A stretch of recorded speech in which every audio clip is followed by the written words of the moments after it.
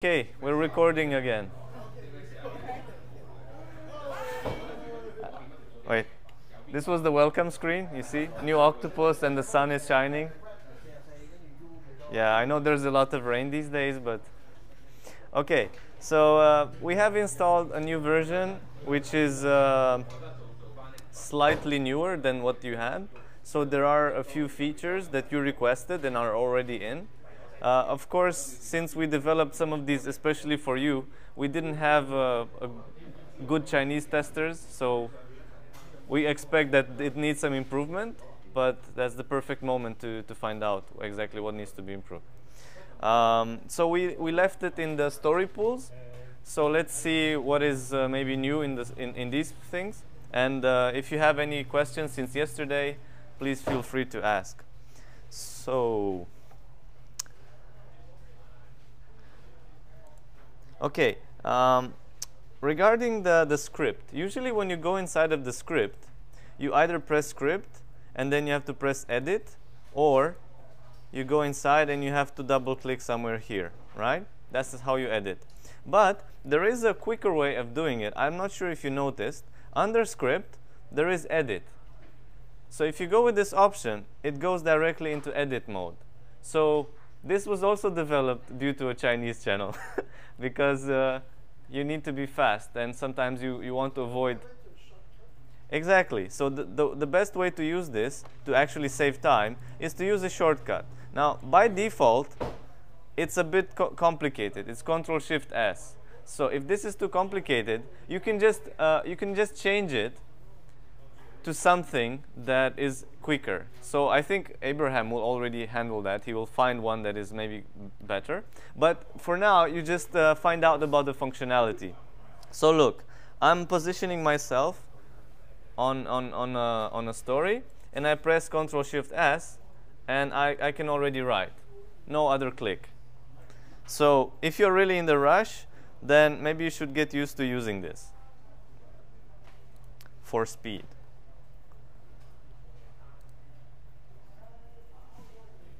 Okay, now we all know. Yeah, can I continue? We all.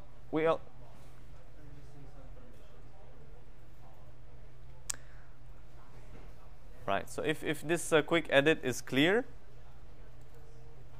then we can continue. Yeah. Any questions?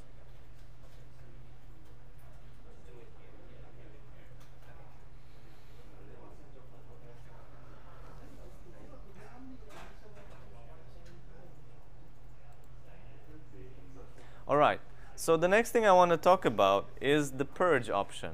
Now, maybe this will be forbidden for normal users, but you should at least know what it does, and if you find it useful, you can use it. So remove always removes only the item you are looking at, but there could be a story linked, assigned in more places. You remember the exclamation dot with red. So if you click remove, it will only remove one location from the link, right? You can have a story in 2 story folders and in 2 rundowns. But if I'm in a story folder and I remove, it will remove only one of the 4 links. If you click purge on a story that has links, it will delete all the links.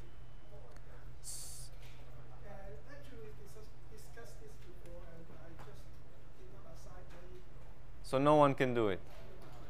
Okay, okay. If there is a mistake and you see this option, then you should ask him to remove it. All right, but we can move on then. Okay, a similar option is the replace story option. So we all understand what move is, we understand what copy is, we understand what link is. We tried everything yesterday. But replace is complementing the linking option. So if you have a story in a story folder and in a rundown, for example, and they are the same story, they are linked, if you click replace on one of the stories, it will basically cut the link and they will become copies. So why don't we try this? Yeah, so I'm splitting the screen. I have one folder here, and on the other side I have a rundown. So I take one story, I'm gonna link it, right? So I see the exclamation clearly there. So if I go to the one in the story and I press action replace, then I can see that the exclamation is removed. So now if I make changes here, right? Then I go to the other place. Was it this one? Yeah. And I see that it's not there. So if at some point you're afraid that your show is going to go live and you see that all the stories there have links somewhere, and you're afraid that someone might edit it in the story folder without realizing that's in the rundown, then you can just cut all the links, and from that moment on they are not synchronized anymore. It is one workflow. So you can try it yourself just to make sure you understand.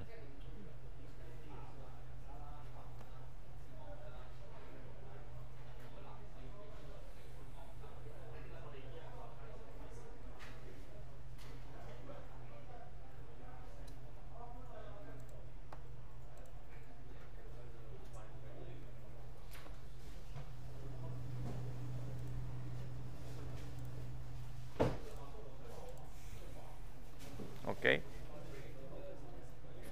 Yeah. Unlink the story in the rundown. What about vice versa? Can I unlink the story? Yeah. So if you have a same story linked in 5 places, you can go to any part of the 5 and create the copy there. But if there are just 2, it doesn't matter which side you unlink from, because then they will both become different things. But if you have 5 links of the same story, the place where you go and do the replace, that's where you will have the copy. The other 4 will stay connected.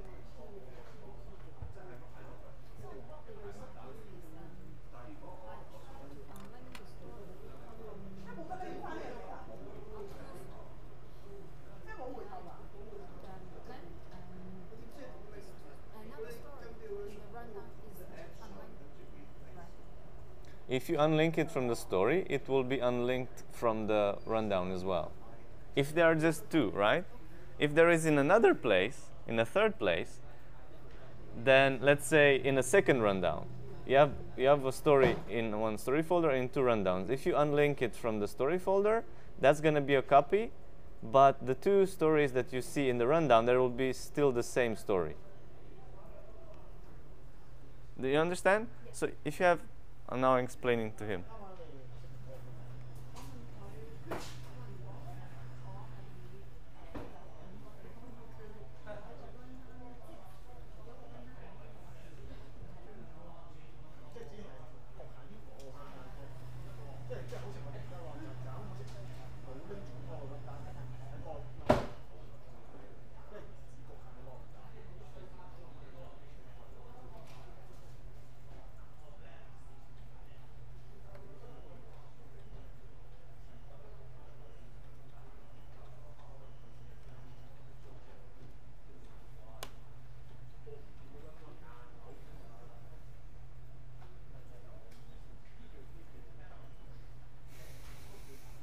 Okay, we can move on, yeah? So the next option I want to show you is the ordered one, in case you haven't used it before. So in the story folder, and there are a few other places where you can see this button. If you click on ordered, then you can basically change the order of the stories and create your own priority, your own order. Right? So normally, Octopus is sorting it, right? It's sorting it by some column. But if you click ordered, then you can put them in the order that you want with drag and drop. So the positioning of the stories becomes similar to the ones in the rundown. Because in the rundown, you can change the positions, and it matters a lot. The story folders usually don't care about the position because it's just a container. You'll not air it. But still, sometimes when you have a small folder with just a few items, it's important for you to see them in a certain order. If you want to do that, you can use the order and change the order. The ordering will be reflected for all users. Yeah, so it won't be just for you. That's why I'm saying it's like a rundown. So if she changes the order and you have the order selected, then also you will see it if you have the order selected. So it could help you with collaborative work. Also, if you decide to print the stories, the order, it will be respected. Or it should.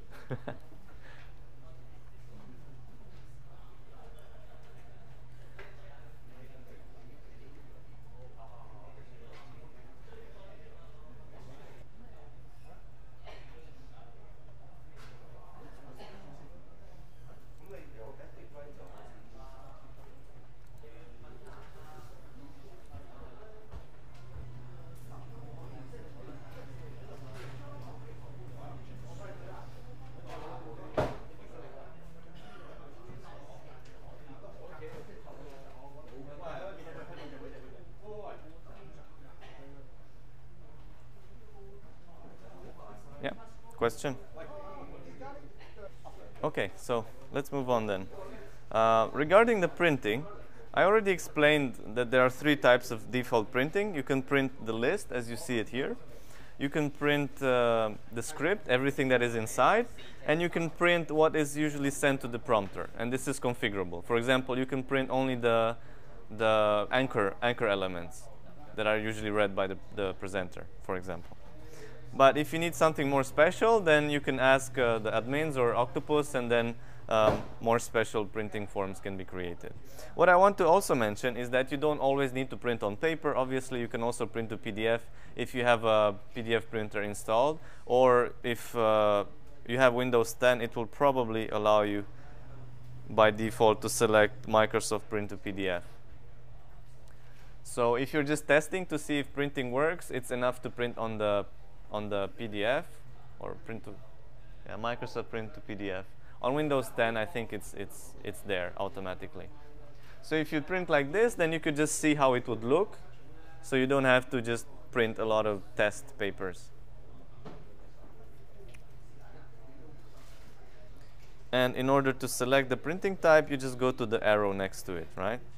If you click print, it will automatically print the script, because script is with bold. It's the default one.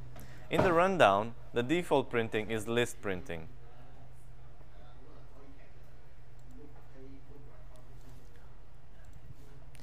Okay. And another thing I noticed at the user yesterday, it can happen that you cannot see the schedule. For example, now, where is the schedule? It just disappeared. Right? It's not there anymore. This, where you can select the date.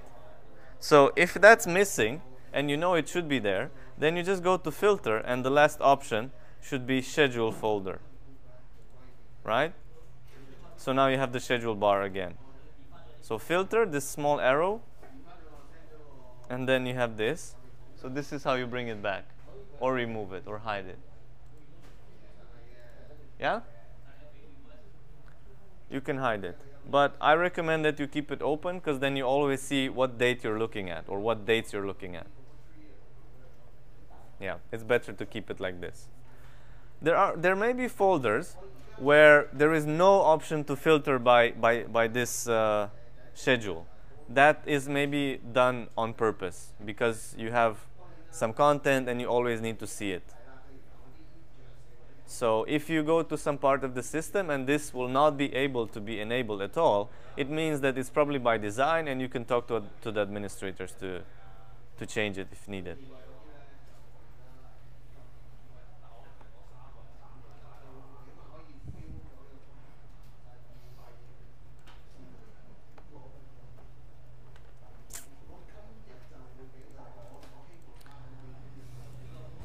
Okay? Yeah? So let's continue. When you create a new story, make sure you know about these extra fields here. right? So you have this pad GFX, pad promo, pad synopsis. These can be, the more can be added or less. There is even option that there is some predefined text inside them if needed. So then you could just fill it. So if you feel that you need to type too much text there, there could be some part of it already predefined.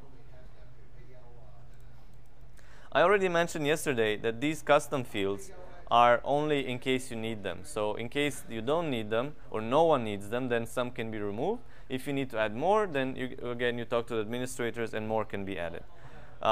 These tabs and these fields, they can also be seen in the column, right? So if necessary, you can also see it as a column, and you can also edit inline.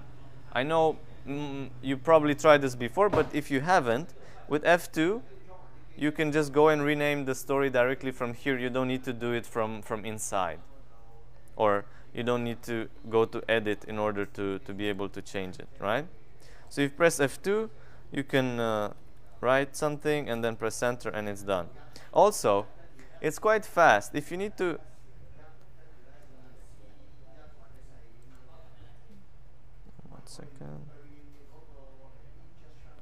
If you need to edit more of them, you can also, once it's selected, just go with the arrow to the left and let's say change something else. I'm not sure. Let's say schedule.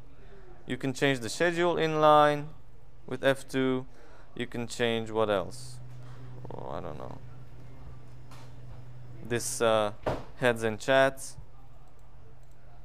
You can do it directly from the list.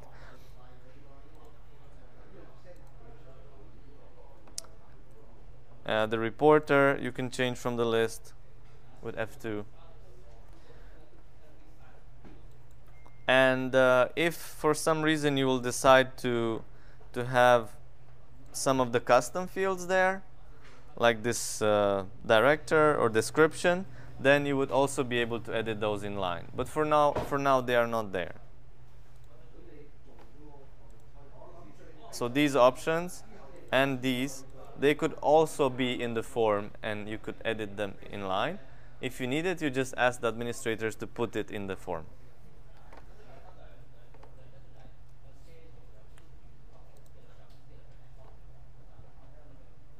Okay, I think it's time we go inside of the story.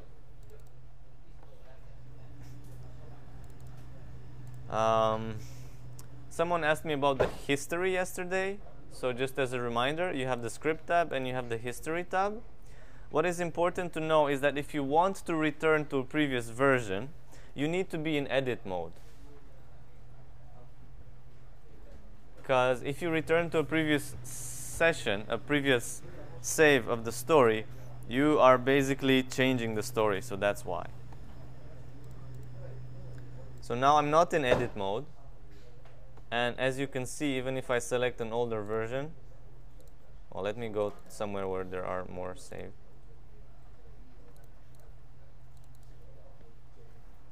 Yeah, I can select a version, but it doesn't allow me to go back. So if I press edit, then it becomes green, so I can return. Now, if it's green, it means that I can return to that version because I'm already in edit mode.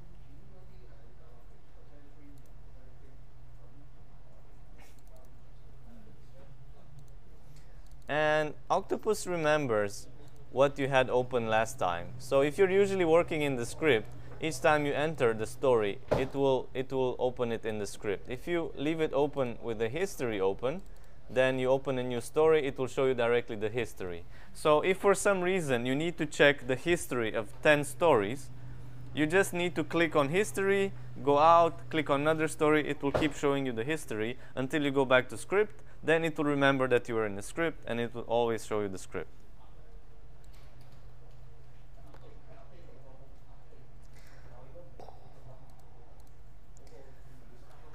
Okay, this may be quite simple, but from my experience, it makes a lot of difference to the journalists. So if for some reason you just want to focus on writing the script and you're doing some, let's say, creative writing, although that probably doesn't happen often in the script. You can just get rid of everything else, right? You get rid of the menu, you get rid of the technical, you get rid of the assets, and you can focus just on the script.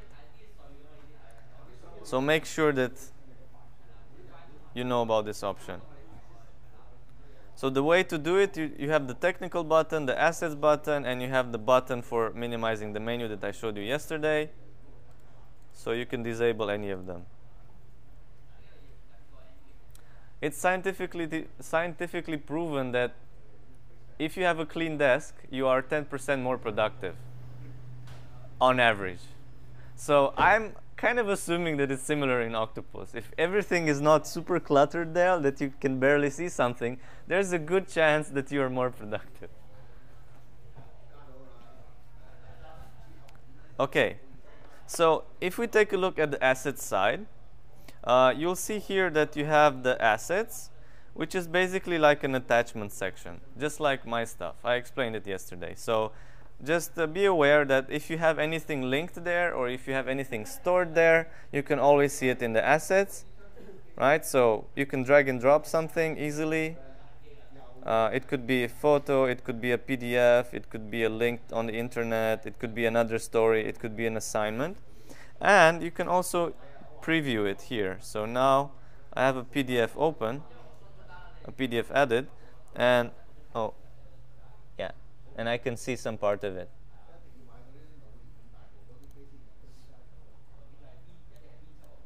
Okay, you can also group them. So here you have files. You might have, I don't know, some assignments, some other stories, and then you can easily see them grouped. Also, it's not easy, but the administrators could define exactly which columns you see for each data type. So, for example, you have a story here, right? But as you can see, you already have something displayed for the story. You have the duration, the status, the name, and some other stuff. So it could be technically defined what you can see there and what you cannot see there. Okay, so this is with the attachments. I think it's quite straightforward. There are a lot of buttons here. I never took the time to tell you exactly what each does, but if you just mouse over, it will tell you what it does. Right? Okay, in the clips section, you basically see the mouse objects that are present in the story. So for now, we have a graphics object, so you can also see it here. And the rest, there is then a CG tab. So if you're using,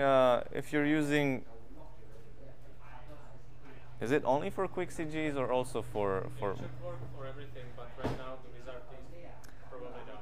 Yeah. So just so that you have an idea, if you have a CG or you have a WizardT mouse item, then you should be able to see the preview here as well. Of course, it needs to be, the preview server needs to be started, or the connection with WizardT needs to be working. So right now, they're probably working on it. Then you have the tabs that I showed you that are there when you create the story, right? So you can also edit them from here.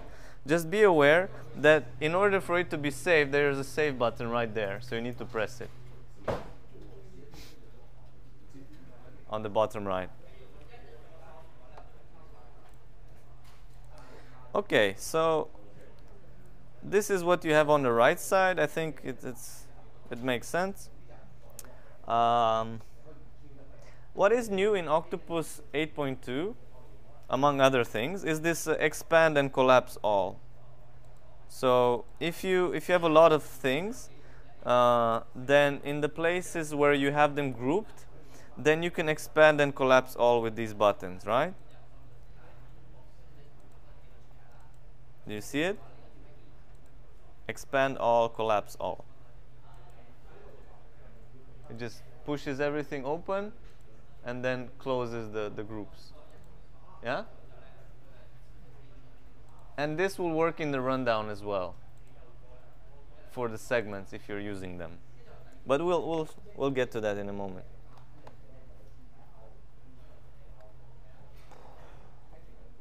Okay. So in the script, I saw you already noticed that if you go to config, you have a lot of options. So in the advanced, you have the new one called break overside paragraphs. So we're still working on having that fully functional, you saw, but I think it's a step forward. Another new thing is include don't count in paragraph length. So that will basically determine whether text that, let's say, some text.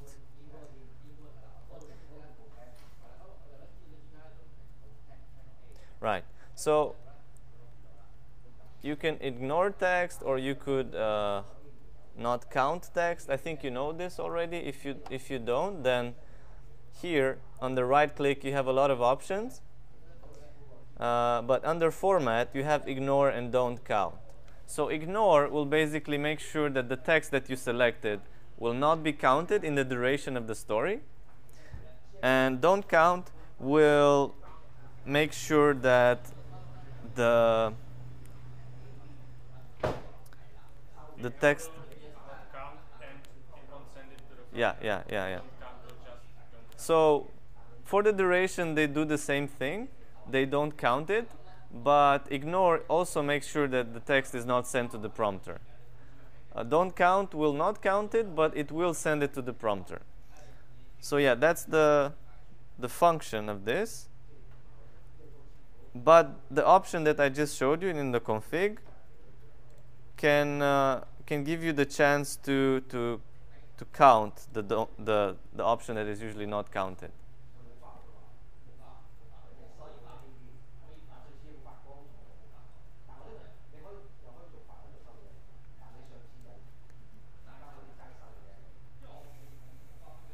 Does it make sense?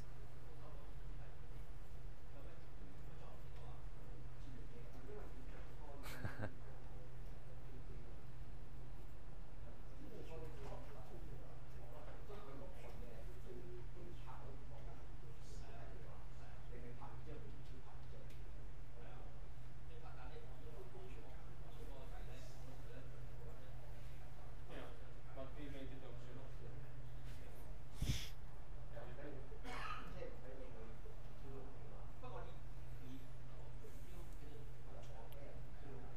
So make sure you make the distinction between the duration counting and the paragraph counting. I may have not been clear myself actually.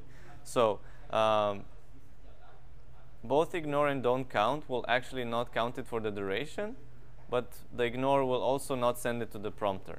If you select this option here, include don't count in the paragraph length, it only refers to this paragraph length number. So this is another new feature that you guys requested, is that there is a marking each time a paragraph is longer than this number here. And correct me if I'm wrong, if it is longer than that, then it will be highlighted. Right, Honza? Or how does it work? But now the lines are breaking for some reason, and I think we have to probably clear the cache and delete everything. That's why it's not working. Okay. Because it was working for me before. Oh, let's open something else. Not even the client tree would help.